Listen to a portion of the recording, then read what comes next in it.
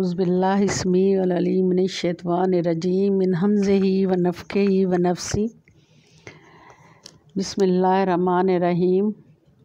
अस्सलामु अलैकुम व रहमतुल्लाहि व बरकातहू।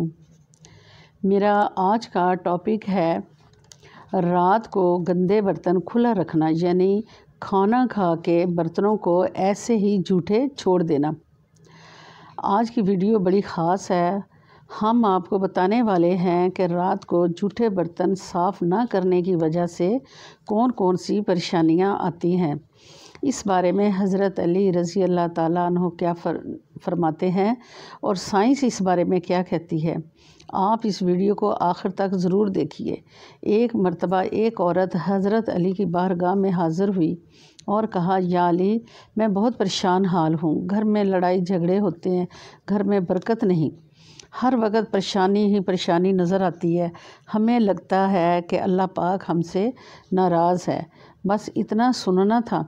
हज़रत अली रज़ी अल्लाह अन्हो ने फरमाया, ए औरत, तू ये बात बता कि रात को खाने के बर्तन बग़ैर साफ़ किए तो नहीं छोड़ती। वो औरत कहने लगी, हाँ, मैं बर्तन बग़ैर धोए ही छोड़ देती हूँ और ऐसे ही हम सो जाते हैं।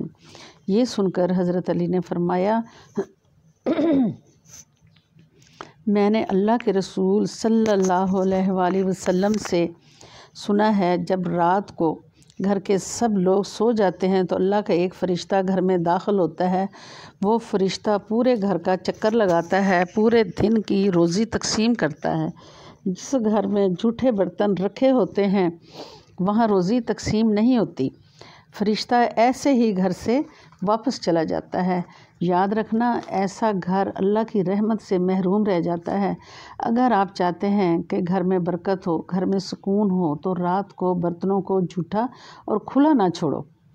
साइंस का मानना है कि अगर रात को जूठे बर्तन खुले छोड़े जाएं तो उन बर्तनों में छोटे छोटे बैक्टीरिया पैदा हो जाते हैं और रात भर में उनकी तादाद बढ़ने लगती है। यही बैक्टीरिया तरह तरह की बीमारियों का सबब बनते हैं। रात को हमेशा बर्तन धोकर सोना चाहिए।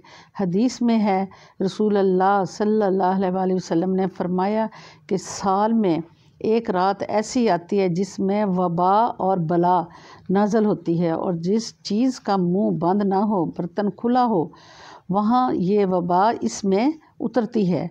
मेरी बहनों, ये कितनी बड़ी हिकमत है हमारे प्यारे रसूल सल्लल्लाहु अलैहि वसल्लम की प्यारी सुन्नतों में से।